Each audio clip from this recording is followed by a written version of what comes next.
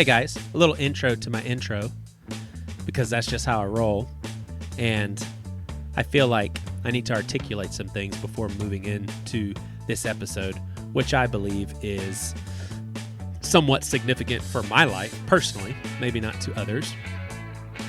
But basically, most of you know that I am a pastor at Seacoast Church, originating from Charleston, and it's got some campuses in the Southeast. This is a church that my family and I have been a part of since like 2002. That's a long time. It's a church that we call family. It's a group of leaders that we really do respect. Don't always agree, but my gosh, if you can find an organization that you agree with absolutely everything that they do and say, please let me know about that one. I want to hear about it because I don't think it exists. But Seacoast is actually a very special place for my wife and I. Our kids, it's really all they know when it comes to church fellowship, outside of maybe the last 2 or 3 years, and I'll get to that here in a second. But basically, this episode can certainly lend itself to sounding like I want to tear down certain things about the church structure that I'm actually a part of, and that just not only isn't the case, but I don't want it to even be misconstrued, and that's why I find this intro to be very important. You see, I am a firm believer that wherever you find community, that group of people, they're doing something right. So, a church like Seacoast, I found community there. They're doing something right. I've got people that will always be friends of mine, always be family, always have my back, I'll always have theirs. Something Seacoast is doing is right. Now, the question that I have been tossing around now for years is, that can't be the only way for people to find community. In fact, I've explored this question in the last 2.5 years, and I have found this to be very true, that there are some people that they just don't resonate with that sort of entryway and finding community, but the need is there. We all need people. So I propose this question not in the context of one side is doing something right and the other side wrong, or I don't even like to talk sides. I think that there are advantages and disadvantages of all approaches. Now, to be really transparent, I would say maybe there are some things about big church structures that I just disagree with, but I kind of think that doesn't even matter. Who cares what I think? Any organization, anything that anyone is trying to do, you can poke holes in it until your heart's content. You will find holes to poke, and you will be able to poke those little pokies in the holes, okay? So I think that's a little less significant than we make it out to be. But what I do think that opens the door for is to explore other ideas and, hey, well, what are some other options? So this episode, I present to you what I would find another option. Nothing new, nothing super creative, maybe not creative at all, because it's already been done before. It's just something that I have never done before, and I want to introduce it to you through this episode. So I hope you enjoy. The music on this episode, including the Pastor with No Answers theme song, is brought to you by dankoch.net. That's DANKOCH.net. Go on his website, check out his stuff, hire him. It'll be worth your money. I want to start a conversation. A one-sided conversation, unfortunately, because on podcast, if you are recording a podcast by yourself, that's the only option you have is one-sided. So let me ask you a question. What if organic meat was extremely inexpensive? Where am I going with this? Well, you could show up to the independent butcher anytime to his limitless supply of organic meat, and instead of paying $1.30 a pound, you paid 75 cents for better quality meat that's better for you. Man, that sounds good. You're supporting the little guy. Animals are treated better. You're paying less money, and it tastes better. Everyone wins. No one would forfeit this opportunity seriously. Too bad this opportunity doesn't exist. We're talking organic meat for cheaper. If you're going to get quality meat, you're going to have to pay for it. But thank God this isn't so with community. So for those of us that ascribe to the Christian faith, one of our foundational beliefs is that we belong to a family. We need this family for our own personal growth. Gotta have it. So how do you find this community? Well, you Google search service times for local churches, and depending on what flavor of church you're after, you visit that church the next Sunday morning. It's kind of like a hunt for community. It's a worthy endeavor, mind you. Now, arriving at the church, you'll likely notice a massive, complex machine that functions specifically to help you find this community. There's a nice building with all the hip, modern decor, a light show that puts Friday night's rock show at the Coliseum to shame, dozens of volunteers, and a tight schedule to get you in and out so you and the people coming to the next service can find community. And then you leave. But you leave that church with an extra step to find community. It's like another step in the process, huh? I mean, all that work, and now I've got to still look? Sure, you met a couple of nice folks, but you're told if you really want to connect, you'll join a small group. Well, daggum, I just wanted to get it on Sunday. Okay, I'll try that Tuesday night small group. Now let's imagine you hit the small group jackpot. Something, unfortunately, that is more rare than you'd imagine. A lot of small groups having a similar feel to what you just left 2 days ago. Just less people in the group. But what if it wasn't the mediocre kind of group? What if you actually found a group of people that really cared about one another, genuinely loved spending time together, even just for fun, maybe on a Friday night? What if this group pitched together money to help meet needs within the group and in the community? What if tough questions were asked that made spiritual growth inevitable? What if no subject was left off the table, even challenges to the Christian faith, allowing non-Christians to fit into the conversation and still benefit from the community, something that I believe all humans need? Now, 7 weeks of being a part of this group and continuing to attend Sunday mornings, let's face it, you may start to ask yourself an important question. Why the hell am I going to these Sunday morning services? And why in the world are the leaders of that church so happy to have hundreds of Sunday morning attenders that aren't even looking for this community that has been so helpful to me? I don't know why they aren't looking. I found something. This church helped me find community. Why aren't these other people looking for it? But I found it. I just don't want to do the Sunday morning services anymore. But you have to go to church. You know what I'm saying? Well, says who? What do I need there that I can't get on Tuesday nights? In fact, in retrospect, the only purpose I see in the Sunday morning machine is indeed a good one. Really good one. But its job is complete. It helped me find that desired community that I now call family. Now, too bad I couldn't just cut to the chase in the first place. I gained a lot of weight on those donuts every Sunday. Now, that's what our BC communities want to do. Cut to the chase with what you really need. What if there wasn't a huge volunteer team nor massive building needed for you to find it? That sure would free up a lot of money to cut to the chase and go right into needy people's hands. That's just one benefit out of many. Let's stay focused here, though. I'm getting ahead of myself. So you mean to tell me that the organic meat can be cheaper than the big corporate processed meat? You can just show up to an independent house and get the most quality community, and there wasn't a huge team, big lights, and a parking team to help you find it? Of course it's possible. That's where I think maybe this more organic community comes in. We want to take away the rock star and the show and keep things real, even when it's hard or intimidating. We want real conversation, and as a church, every voice is equally important to be heard. I mean, that's real community, right? We meet in homes, freeing up all our finances, making them fluid to be used to meet the needs of people. We accept all people. Diversity will make us stronger. That doesn't mean we always agree. That doesn't mean we discuss our differences in life, so that regardless of our diversity, we will have friendship, community, and outreach to people in need. And of course, we want to grow as we seek God together. A huge part of this is growing as friends. So we break bread together and fellowship every time we gather. These things are simple and yet by far the most important. People need connection, not a show.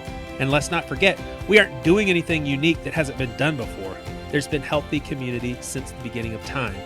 We also aren't doing anything complicated that other people can't do or aren't already doing. We're simply cutting to the chase and getting what we need without all the work and hassle that ends up feeding a bunch of people that are just wanting to check church attendance off their list or catch the best Sunday morning show in town. Hey, this is Seth. And Melanie Studley, coming to you from Maple Valley, Washington, just south of Seattle.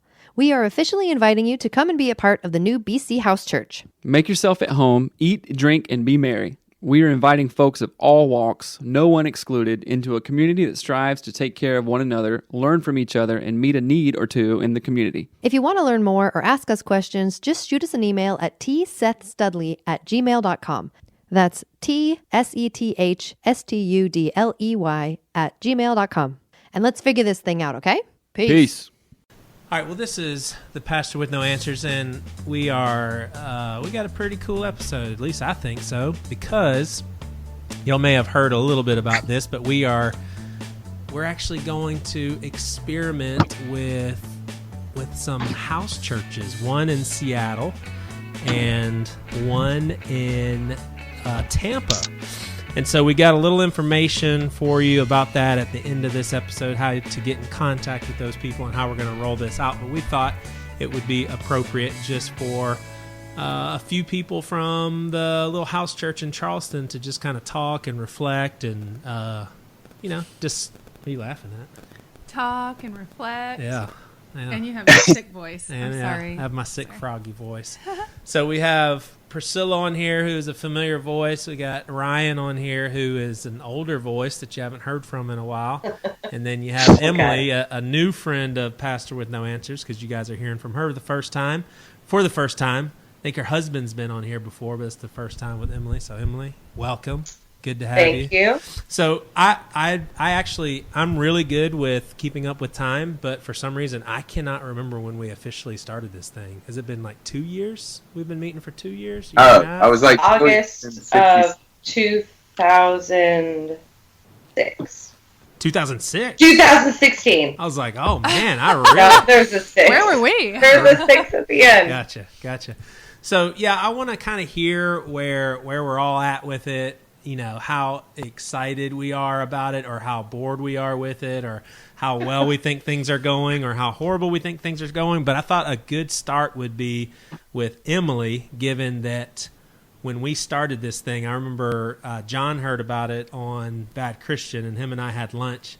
And so Emily was just a name to me. I'd never met you. And he was just like, yeah, I don't know if my wife is ever going to come, but maybe I can get her to come.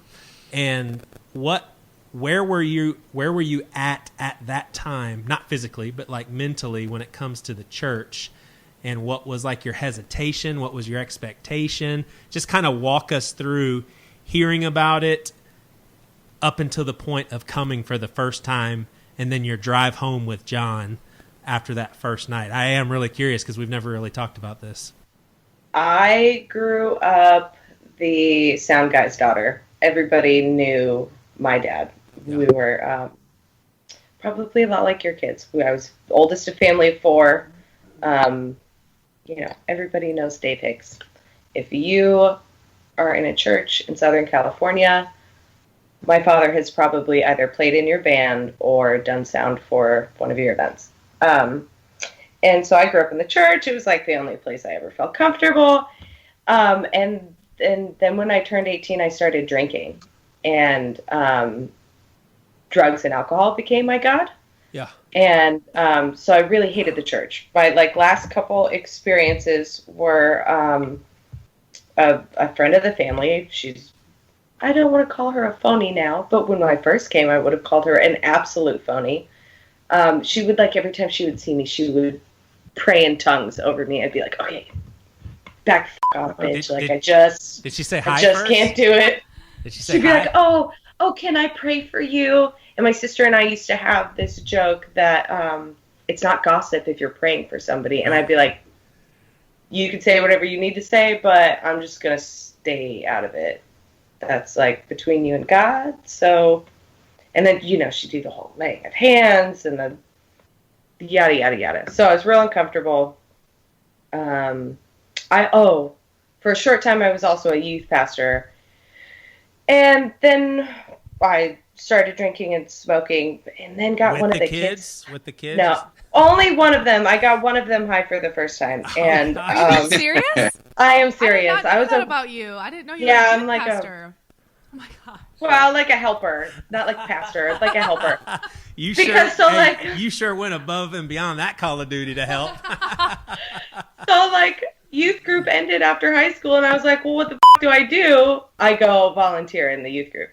And then so I stopped volunteering, and then one of them was my sister's friend, and we got her stoned. So, so that happened, and then I did not keep in touch with God at all for a number of years until I got sober, and I mean, when I first got sober, I'm in a 12-step program, and there is a lot of God in the 12-step program, and so. When I first got sober, my conception, it just has to be something bigger than you. So it was the ocean. And that was about as far as I was willing to go. And like little by slowly, I was like, okay, God's probably the big thing in the sky. There's some mysterious forces at work. Cool. John, I met John in real early sobriety, and we got married in real early sobriety too. And, but he was volunteering in the youth group when I met him, and like, he was always really involved in the church, and then when we moved in together after we were engaged, I can't remember if he decided he shouldn't help with the youth group anymore, or the youth pastor decided that he shouldn't help with the youth group anymore. He probably made that call. So, which I have some things to say about that, but that's probably another topic. Because I always have things to say. Playing house, is that the Lord's will or not? Well, I can tell you that it worked out just fine. I don't know that it would have had we not lived together beforehand. Because we got pregnant on our honeymoon, and that shit would have been real hard to figure out real fast without some groundwork having been laid. Anyways, so John had wanted to go back to church. He wants to go back to church. I'm like, we were living in California again, and I was like, I'm not going to any church with anyone who knows my parents.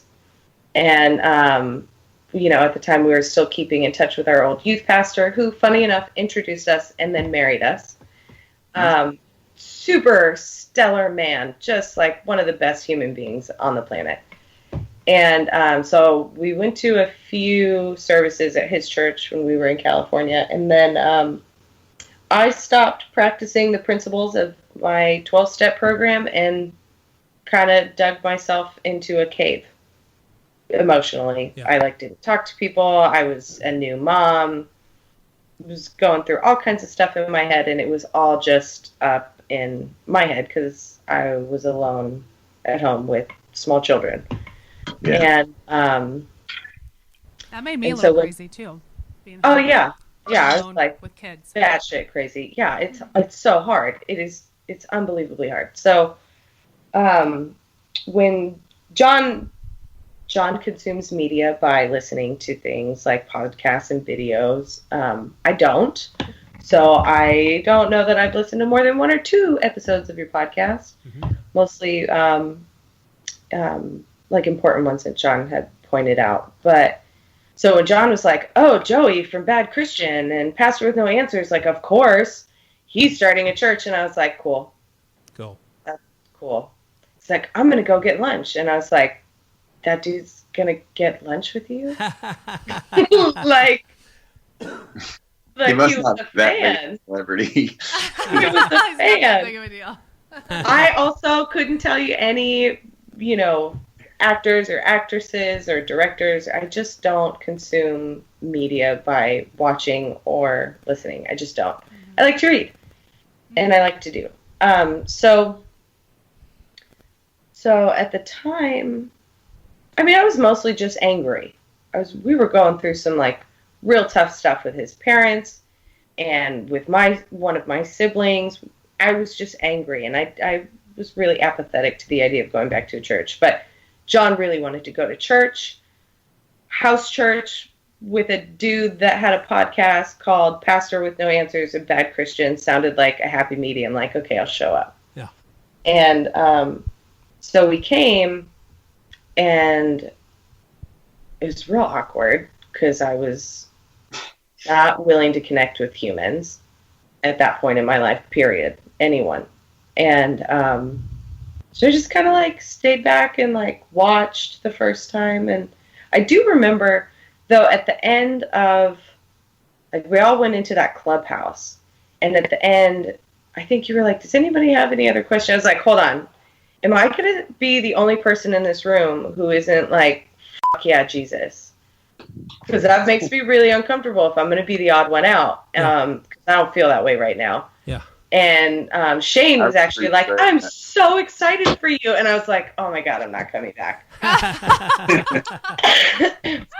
I'm so excited for you. This could be like life-changing. And I was like, oh man, that was not the answer I was looking for. But y'all had childcare, y'all had food, I didn't have to cook. And so so we came back. And that, I don't know that I would have gone. So you guys know about a year ago I almost drank, right? I've been sober for a lot of years. Had it not, Did you? yeah. When I it was exactly a year actually, because I was in California this week last year. And had it not been for our house church, I don't know that I would have been willing to go back to the 12-step program that helped me get sober, because I was not willing to do any of the things. And you guys had shown me just some cool shit that like God can do cool things, right? And that God was gracious again, and that God could provide, and like Provide what? Like friendships that meant something? friendship, stability, like any an intimate connection.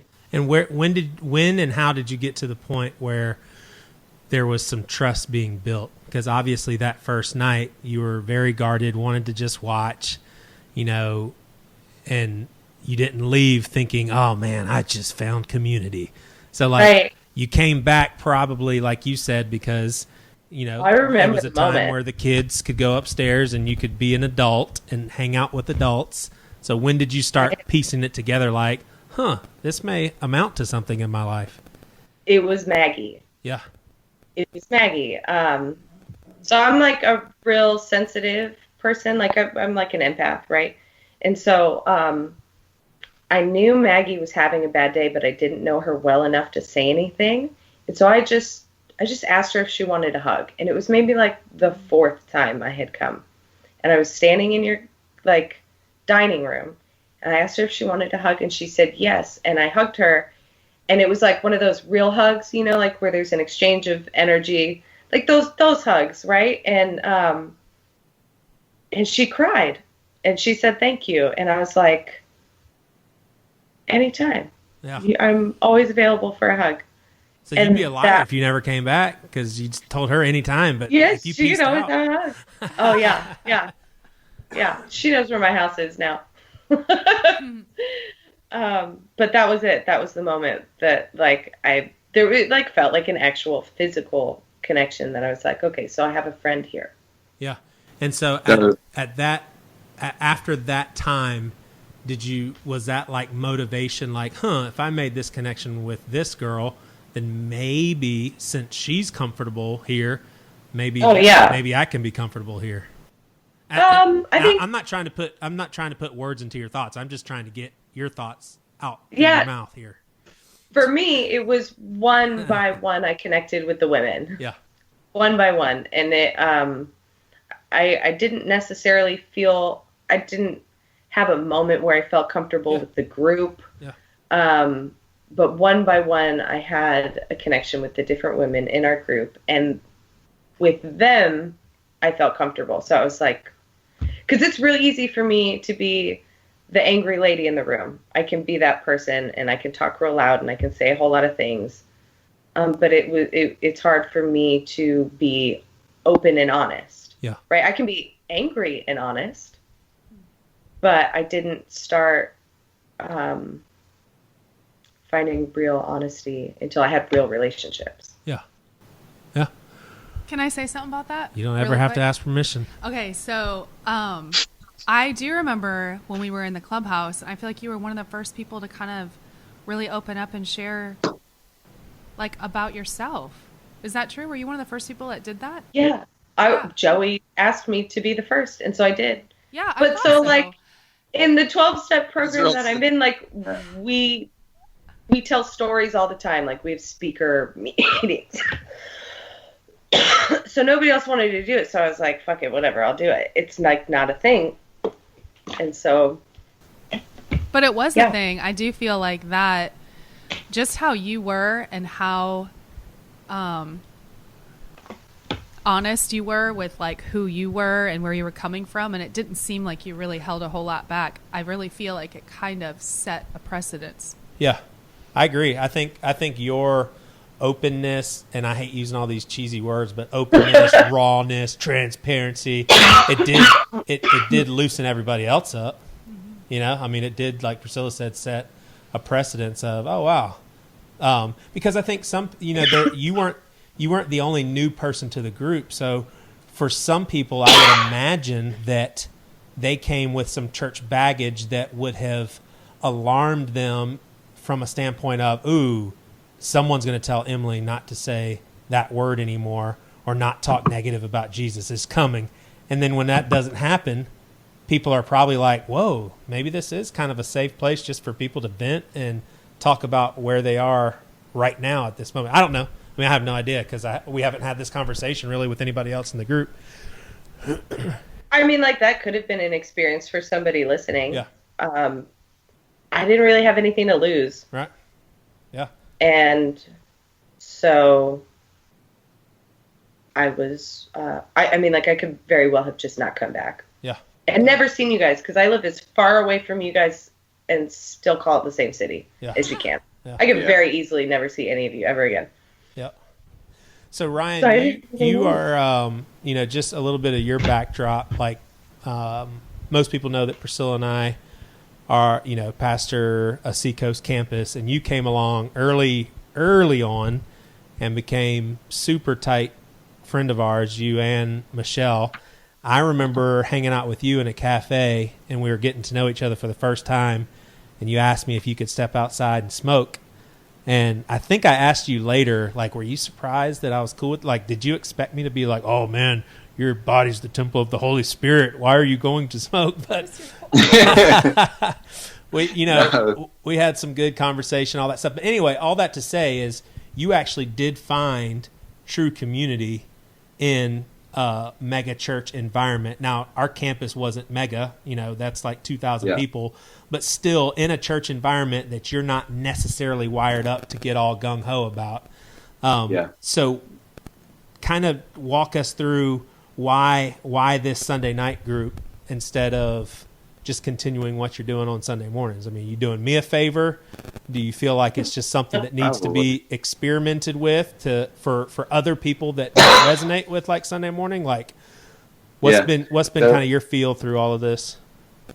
It's interesting because I've never talked about it, but I've wondered whether or not the two were somewhat parallel, because when y'all started the James Island campus, I don't know, what was it? A few months after y'all started that me and Michelle came for the first time. And we had been going to Seacoast, Mega Seacoast over in Mount Pleasant. And, but we were real happy just kind of being wallflower, you know, sit in the pews and basically be spectators. And so when I went over to James Island, simply because it was closer to my house, y'all basically suckered me into volunteering real early on because y'all were just desperate. And I remember you asking me like, so do you want to are you interested in volunteering? And I was like, why, yes, actually, I used to volunteer on the parking team at the Mount Pleasant campus. And everybody laughed because there's no such thing as a parking team at the James Island campus, and all the volunteer over there is actual work. So Joey literally, I remember telling him that, and he laughed, and then he goes, great, you want to be on setup and breakdown? And I was like, I guess. What does that mean? And he's like, just show up next time at, what was it, like 7:30? Yeah, it was something probably 7 at the time. And so I got suckered into that. But anyway, but what I was getting at is that I wonder if maybe I'm wired up to like new things. because I do think that I have to think that that was part of the magic of what made James Island Seacoast early on real special to everybody, because they all kind of felt like they were at the kind of involved in like the genesis of this thing, Mm-hmm. and that really appealed to me. And plus, you and I I don't know why, but we just kind of hit it off and we were buddies. And honestly, I don't know I would why. like to say that I've just been following Christ wherever the path leads. But basically, I just like you, and I let you sucker me into whatever is what it boils down. And so that, honestly, that involved a lot of me getting involved at James Island Seacoast. And so when you and I and a bunch of other people started having these conversations, I assume that it probably spurred from us just like slowly and quietly sharing our frustrations with church in general. Yeah. And then it kind of I assume it kind of manifested into this thing of us kind of going, yeah, but if we had to do it on our, like we like talking about what the church does wrong, but if we actually had to do it on our own, I don't know that we actually have any better ideas. Right. You know what I mean? And then it started turning into conversations about like, all right, well, if I was going to do a church, this is what I would totally do this, or I would totally not do that. But here's the thing, though, and I'm gonna toot our own horns, because you and I are thinking of the same sort of people: Sean Liebernight, Ted Demas, Priscilla, yourself. Like at that time, though, sure there was some prideful notions, but I think we also recognized the good that was coming out of what we were already in, and it wasn't coming from a posture of just bashing everything that we thought was uncool. It was just basically us saying these are certain things that we think are problematic, and we would never do them like this. But it wasn't in this we're better than everybody else sort of way. It probably tended towards that sometimes, but that wasn't the prevailing notion. Oh, I agree. I'm joking about that, but I think probably what it was just an extension of what Seacoast had ingrained in us, which was like, we want to reach the unchurched. It's like basically like what every, church for the last 20 years has professed, is we want to reach the unchurched. Yeah. And that's everybody's goal. And that's a very noble goal. And I think it's actually pretty sincere. Certainly from my experience at Seacoast, I think they sincerely want that. But I think most of what our conversations kept coming back to was the fact that unchurched people just don't go to church. That's why they're unchurched people. It's not because there's something about God or something about church that's stopping them, like this one thing. They just don't like to go to church. And it's kind of an intimidating, it comes with so much baggage, and it comes with so many presuppositions about what goes on and the kind of people that inhabit it, that I mean, correct me if I'm wrong, Joey, but I assume that that's probably a lot of what our conversations were about, of like, well, how'd they do it in Acts? They just basically went and hung out at each other's houses and prayed and talked about God and that kind of thing. So that just feels more real. And then beyond it, then if you add on our frustrations with just that concept of like heavy cart and light cart, that idea that like, you start out as a church and you start doing the basics, and then you start this one little program for this that somebody had an idea for that's cool, and then somebody else does a little thing, and then before you know it, it grows into this monster that you have no control over, and that now is sucking up everybody's time and energy. I just remember several years into Seacoast James Island, for me personally, it turning from this like really magical thing that everybody had that was real close, to slowly turning into kind of showing up for work, because we were all of the same attitude of like, oh, we're here to make sure everybody else has a good experience at church. And then half of us wouldn't even go into the service. We would never hear the message. We'd basically just set up and then sit down and bullshit with each other, around having some coffee. And it just became apparent to me as I went on that I was just there because I liked the people and because I liked the idea of what they were doing, but I wasn't particularly invested in it. Yeah. And then And then basically, I don't even remember how it started, but that's obviously around the time that we all started kicking around this idea of doing house church. Because that sounds like if you are going to like actually have somebody that doesn't like church or is weirded out by church, maybe that'd be something that wouldn't be quite as weird. Although to a lot of people, it's twice as weird. And that could get weird quick. But anyway, is that I feel like perfect. I kind of question. Priscilla, you're definitely very hesitant when you start hearing your husband talk about doing something new. I would say partly because of the religious implications of just like starting something and launching and just all the sort of stuff that comes along with that because of our experience in church circles and all of that. What were your deepest thoughts and fears and all that stuff when it was like, okay, we're really doing this. We have no idea what we're doing, but there's going to be some strangers coming over to our house. There's going to be some super close friends coming to our house. We do not really have a plan. Joey likes bullet points and to-do lists, and that scares you because it comes across very contrived and stupid. Like, what were kind of your mixed emotions when we first started out, when you're meeting people like Emily and John for the first time? Take us through that. Well, you're right. I remember the first time we met. Actually, Toby was with us too. It was just a handful of us. That's when AJ and Natalie were there as well, and I didn't really know them that well. And there was a couple other people. Oh, we love AJ and Natalie. I We know. miss you guys. Miss Kind them of three. so much. Aw. Well, those are the guys at our launch in Tampa, so that's cool. But I remember that. I guess so. When you ask that question, I think of that night because I showed up and I got a sheet of paper with your bullet points, just like everybody else, and I had not seen it yet, so I was just like everyone else, looking at your bullet points, and I think I was kind of in a bad place with just ministry in general, and so anything that looked anywhere near what we were already doing, I just felt really annoyed by it. So I feel kind of bad because that first time you were trying to kind of figure it out and meet with people, I was probably your biggest naysayer. Sorry. I was challenging every little bullet point that you had, and I think I just had a fear of just starting another machine. I just don't want that.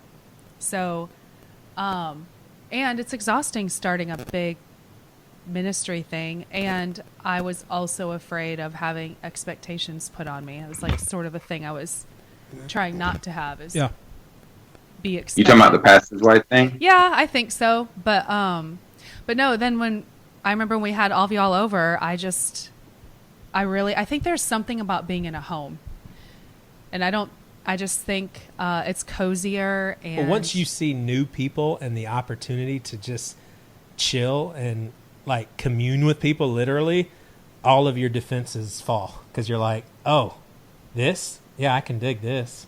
Yeah, I liked that, and I really, I mean, the people that we had and have, I really do love. I think it's kind of a diverse backgrounds a little bit, and I mean, Emily, I really liked you when I met you that first night. I thought you were awesome. That's awesome. And you're probably like, I might not come back next week. But I was just angry. I just really She was just angry. I was just angry. I think, and you know what? That's probably why I loved you so much, because I'm like, oh my gosh, these are all my people. I'm pissed too. You're past. Yeah. I'm pissed. Yeah, Emily, I really did have that experience with you too, because I remember thinking like she just gave everybody in here permission to be honest and to be a dick if they're having like dickish thoughts in their heart. Like, see, the Lord used your humility, and now you're president of our board. Don't tell people that.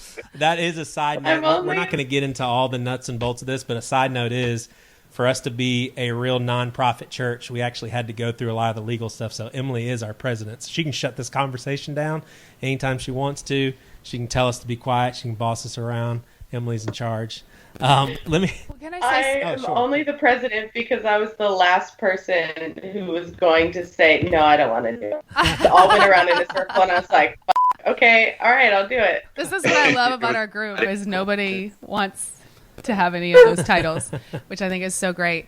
No, I want to say that I think when we start talking nuts and bolts of like we're starting a church or starting a thing or creating some sort of like template or writing things on paper, it makes me squirmy.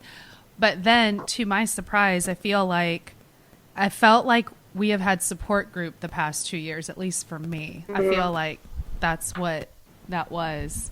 And it didn't feel like we had to be a certain way or had to have a certain program.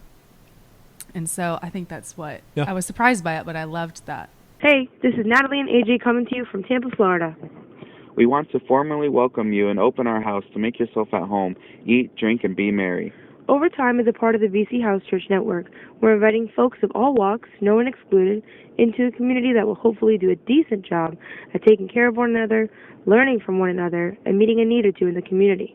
But first things first, email us at ajmestre@yahoo.com. That's AJMESTRE@yahoo.com. So we can invite you to a dope cookout on March 18th. Or just feel free to write and ask some questions. We look forward to hearing from you. See ya. So instead of walking everybody through exactly what our group looks like and what we do and what all it entails, let's just let some of that stuff come out naturally with some questions that I want to throw at you guys. What do y'all think that we are missing out on as far as not being, and I'll state clearly, Priscilla and I do have both things going on in our lives. Ryan and Emily, you guys do not go to a big church gathering where there's a worship team and crowds and those sorts of things. When you think about our group, I mean, it's basically, we call it a church, and I'd say it is when you think about what a church is. Church is community, but it's really a small group. It's a small group that manages our own money. It's a small group that, basically considers us, okay, this is our church. Now, for Priscilla and I, we're also part of a traditional body of believers that gather on Sunday mornings, typical to what most Americans think of when they see church. So, we're doing both. You guys both, though, are examples of two people in our group. This is your church community. Like, there is no Sunday morning gathering for you guys where you go to a big church or even a small church that meets in a building with a pastor and a board and a worship leader and all that stuff. Do you guys feel like you're missing out on anything? Probably. Yeah, I'm sure. There, of course, I spent, probably the last 15 years before this off and on having spurts of being like pretty gung-ho about organized church. And so I miss a little bit the structure. I miss the being forced to sit through a sermon that you weren't planning, that you weren't seeking out. That like little bit of challenge. Sometimes it comes from that. That was always nice. I miss. I don't know. There's something there is something. Whether or not it's real or not, I can't say. But there is something that feels more holy about the way that about a church service. Mm-hmm. And now, granted, there's that other part of my brain that thinks that's all manufactured for a specific purpose, but it worked. I was such a sucker for it, And I will say this, Emily, you'll get it. I'm going to tell you this. So we do something called response time after the sermon. The pastor gets up there and kind of connects people to responding to what they heard and everything. I'm telling you, it was almost a given that if I look over at Ryan, the boy's got tears coming down his eyes every single time. I mean, that boy connected, man. Yeah, it was emotional for me. He connected. And it's somehow like Seacoast especially was really good at like getting me into this weird headspace where like I started thinking about like, God, he died, like he was a real person, and he died the way that like a movie hero dies for like to save his kids, or something like that, to save like his people. And it was always really like I don't cry about sad things, but I cry very easily over like touching commercials and that kind of stuff. I cried at Katie and Tom's wedding that we watched on the latest season of Vanderpump Rules tonight. I cried at their wedding vows tonight. Okay, never mind. It means nothing that you cried at It's, our really, time.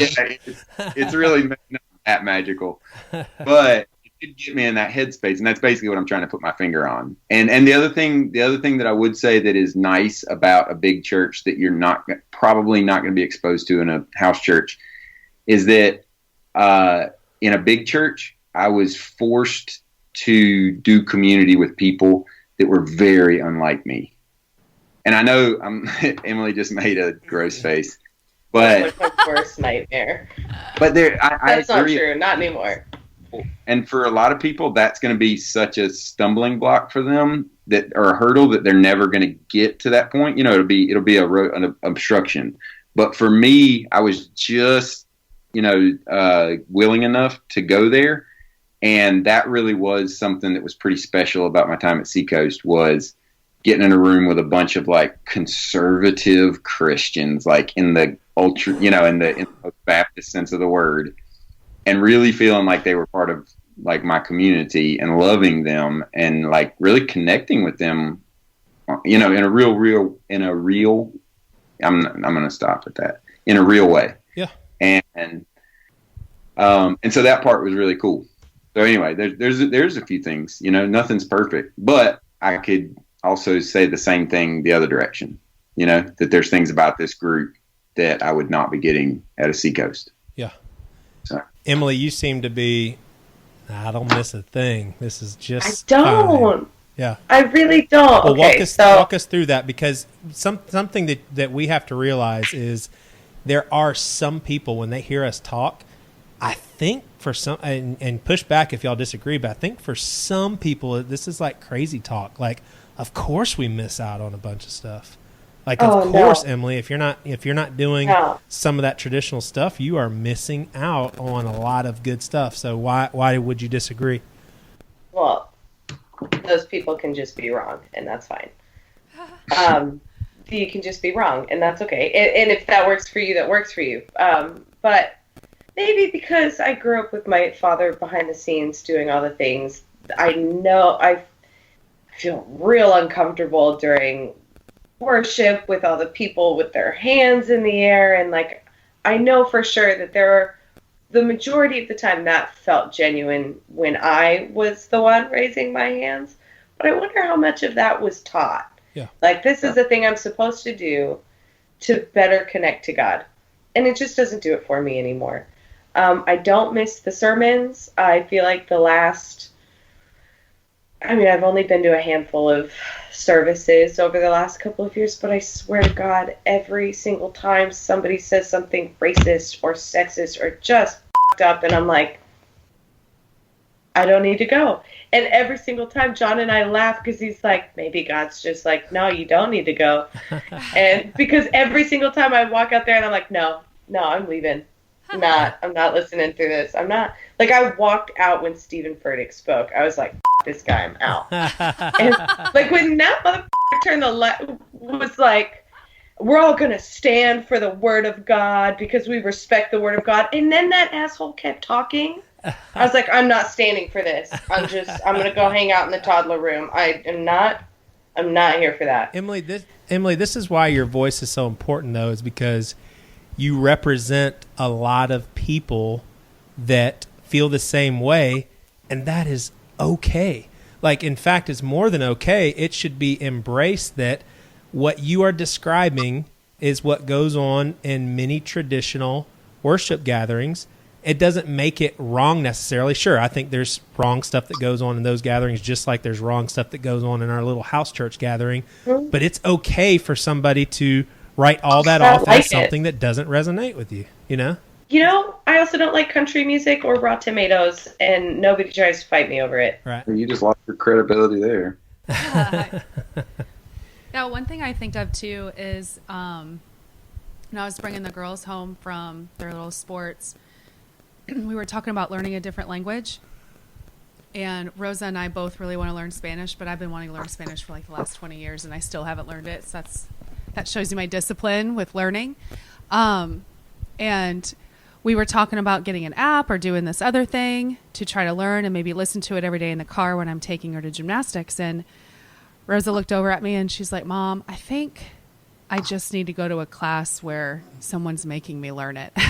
And I was like, you are just like your mom, because Joey can sit and just teach himself stuff and get a degree online and do stuff like that because he is disciplined. And then I need to enter into an environment and have someone teach me and do that sort of thing. So I would say that for me, I do like going to something that requires some discipline because I feel like it's just good for my personality. So like we still go to Seacoast, but I will tell you, like, where I'm coming from, I feel like I miss some of like my upbringing that I had growing up, which I grew up Catholic and then Lutheran.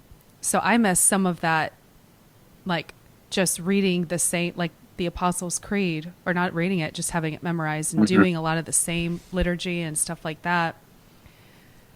I just miss that. I think it's kind of beautiful. We actually went to a funeral of a really good, a family that we love so much, and they go to Episcopal church downtown. And I cried so much, partly because I'm just so sad for that family. And also it was such a moving service to me too. How do you guys think that we have done with, part of the foundation of our conversation leading up to this, that I guess Ryan and I got to hang out a lot at work. He would stop by and work with us, and then Priscilla and I at home. So we talked about these sorts of things a lot, as far as once one person starts to acquire the most responsibilities and the most influence and the more people looking at him or her for leadership, it starts turning into something to where that person is going to need to get paid, or that person is being counted on. And next thing you know, that person's able to really influence the group. And what sucks is if that person is wrong, then he's influencing the group, in incorrect ways. How do you think we have done with decentralizing leadership? Because I think leadership is a real thing, and I think that Priscilla has leadership in our marriage. I have leadership in our marriage. There's certain things she's good at leading. There's certain things I'm good at leading. There's nothing wrong with leadership, and I would imagine in our group there are certain people that are going to lead more than others just because of the context and the concept of our group. But have we done a good job steering people away from really looking at just one or two people to carry the load? I feel like we kind of have an anonymous leadership. Like, none of us are asking for leadership. None of us are looking to be recognized. I see the members of our church seeing a role that needs to be filled and then filling it. Yeah. And I don't think... Yeah, I mean, like Eric is just like, I'll take care of the food. I'll manage it, I will say, I do think that the same text if you kind of look at our group, I think there's just naturally a lot of leaders in that group. Yeah. So everyone is just kind of, or maybe a lot of initiative. There's a lot of people with a lot of initiative. Also, if you look at our church, a lot of us have either stepped away from the church after having been really involved. Yeah. And I feel like it takes a certain kind of person to be really involved. Like, we're a pretty specific group of disenfranchised Christians. Yeah. I hate to be the naysayer here, but I would disagree somewhat with you guys in that I think that we have done a valiant effort of trying to decentralize and trying not to have leaders. But I just think that kind of thing, unfortunately, tends to emerge in groups because people want, if we are sheep, like Jesus likes to paint us as, and I kind of tend to think that, then I think people do want a leader. And so I almost think that if we didn't have a constant input of energy into trying to push back against that, I do think it would be very easy for us to naturally fall into that dynamic just because it's easier. Whenever there's structure, structure, people, whether or not they want it, know they want it or not, I think people like certain types of structure, and I think that's one type. And so in doing that, I mean, I have said from day one, and that if we did not have that, if Joey kicked the bucket tomorrow, I'm not confident. It could go on, but I'm not confident that it would go on, because not that Joey's the leader necessarily in that capacity, but he's the catalyst. And he's the one that takes that mindset of a leader of like, all right, what are we going to do next? How are we going to keep this organized? Are we steering the ship too far this way? That kind of stuff. What do y'all think about that? Well, maybe you're totally blacked out, Ryan. We don't see you, and that's cool. That's okay. But I'm a little nervous of what you're doing now with the lights out. A couple of thoughts. One thought would be, I embrace the need for there to be leadership in general, but I don't embrace a one spiritual leader deal. I think that's when things can get a little crazy and unhealthy, where everybody's looking at one person for spiritual leadership, because what happens when that guy or that girl is wrong? But when you were saying what you were saying, it made me think that maybe the solution is not to completely decentralize leadership and minimize it, but maybe the idea is to actually push back against it as hard as we can, knowing that we won't ever be able to get completely away from it. So instead of embracing that model of one person taking the reins and running with it, we push against that as much as we possibly can, knowing that there's still going to be some people that are ultimately kind of leading. I don't know. Those are my initial thoughts. Priscilla? Yeah, well, you need to be somewhat organized so you know what time, or know that we have a sitter. I mean, our sitter this last Sunday had a migraine an hour before group started. We were scrambling finding somebody. I mean, somebody needed to do that. Yeah. There is just details and things that need to happen. It feels way less crazy than running a giant production on a Sunday morning, because people are just coming over. It just feels like you're hosting all of your friends. And what we have extra is our kids having, I don't know if it's an hour and a half to 2 hours where they hang out, and our kids really look forward to that. So it's like a fun time for the kids, and then adults can actually have a conversation. And did I tell you that's one of the first couple of words Levi said? He said house church. Are you serious? When he was first putting together sentences, it was like over winter break. He was like, house church. That's cool. hey, one thing I wanted to ask really quick, because we're talking about that and organizing and leadership. Are you purposely talking Valley Girl? One thing I want to ask real quick. Am I talking? Sorry. Good gosh. I did not mean to do that. I guess I'm naturally. I didn't hear it. Great. Okay, thank you, He's Emily. tripping. Excuse me, can I have one more M&M? I'm eating a lot of M&Ms right now. Yeah, sure. Well, I agree with Ryan. I think sometimes you just have some natural stuff. And then, Emily, I think what you said is so right, is a lot of us did kind of carry a lot of responsibility or something at some point. And it probably, for all of us, feels like a relief because nobody's carrying anything too heavy, but no one minds doing a little bit. And right. So it just sort of seems like that.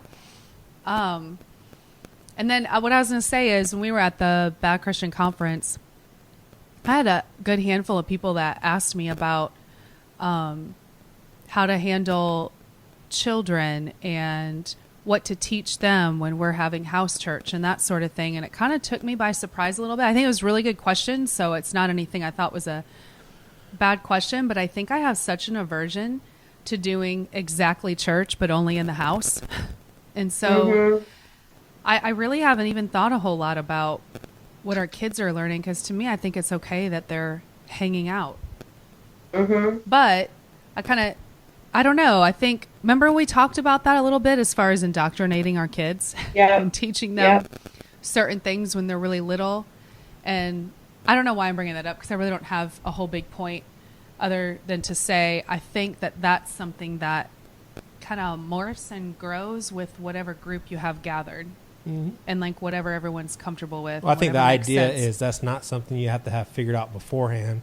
Yeah. And if you do take that approach, then you start making people acquire more responsibility than what they need. I mean, if you got to get everything figured out before you start something, then you will you just can't have start. 4 or 5 people that are figuring everything out and doing all the work so that other people can come and enjoy. Yeah, if you that's just get a true. bunch of people together and say, hey, if you want to do this with us, then do this with us, and we don't have much figured out, well, then that's when everybody's hands have to be on deck, or they're just going to have to leave because they don't like how things are. Or And- people will naturally just start doing some of the things that make sense. And I know Emily, when we talked about this a long time ago, I mean, Emily's knee-jerk reaction to all of this is, Emily says, I want to be the one to teach my kids.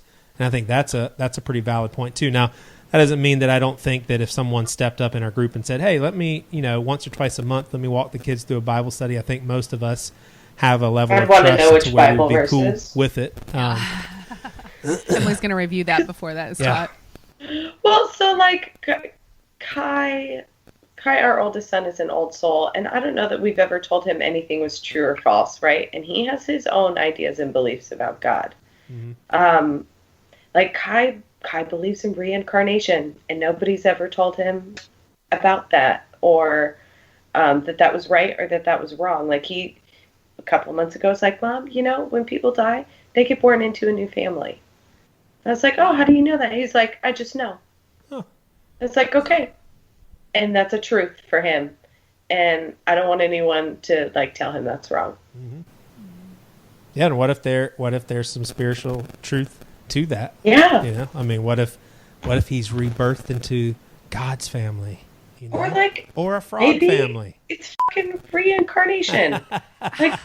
There's no way that I, as a finite human being, can know for sure. I can have faith, but I can't know for sure. Right. So that's what he believes, and I don't want to mess with that. Yeah. How So do you guys, because we're going to wrap this up here soon, but I want to tackle a few more things. How do y'all feel, because this is one of my favorite parts, is the use of our money. Like, how do y'all feel about all of that money going basically towards the basic functions of our group, such as babysitting and occasionally buying food to feed everyone when, we don't have somebody responsible for bringing the food. And then the rest of it really goes to either needs in the group, like households that are struggling, an individual that's struggling. And then we've given, I would say, well over, I mean, this isn't a lot to a lot of bigger churches, but for us, I mean, I would say we've probably given well over $2,500 just in the last year and a half to needs outside of our group. And that just makes me super excited that, we're not, I'm not saying anything against a church. I mean, my career is at a church, so I get a salary.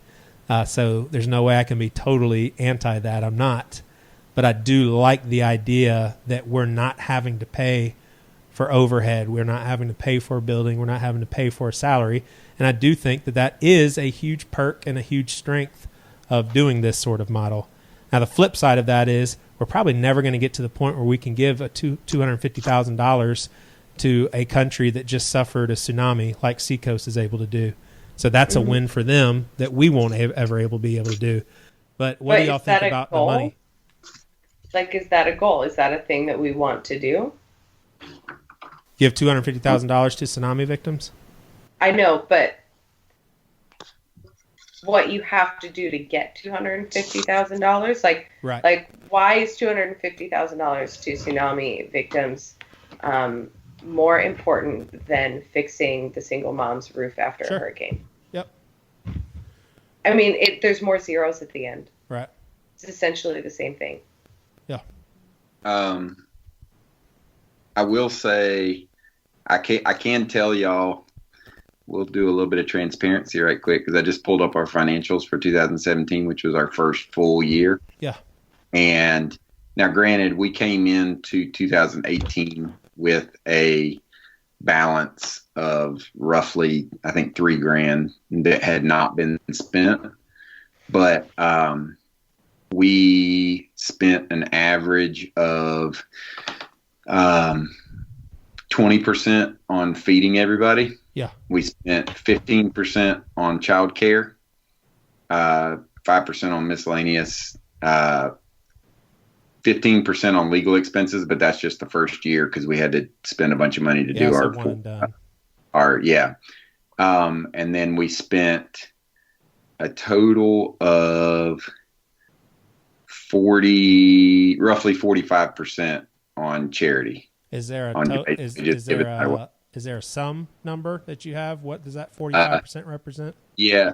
Tell So everybody how much money we have. Rob us blind. yeah.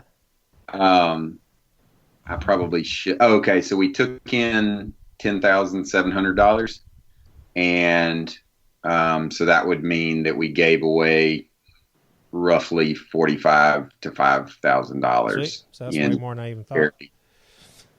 And cool. And here's the refreshing thing about that for me is, sure, this takes some commitment. Sure, it takes maybe Priscilla and I, when we have it at our house, which is the majority of the times, maybe a little stressful to come home from church and then get things straightened up and start preparing for people to come over.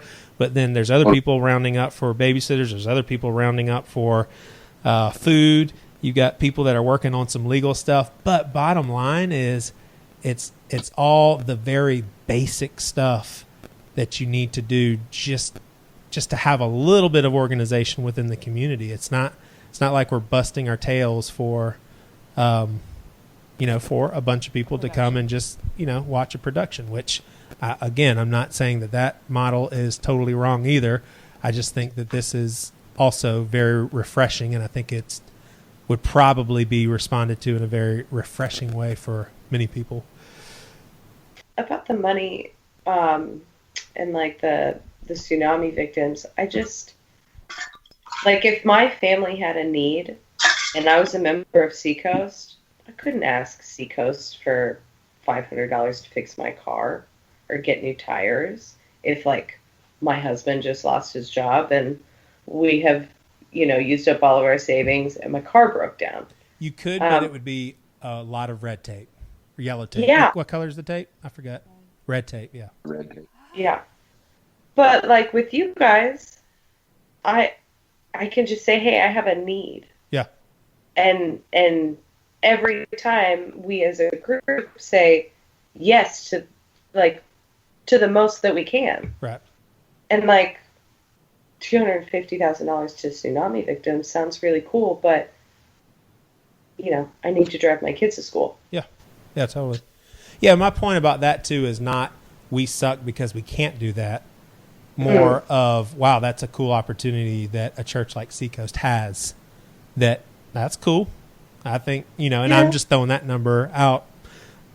Did everyone give consistently last year? Because I'm kind of an out of sight, out of mind. I haven't even thought about our finances really.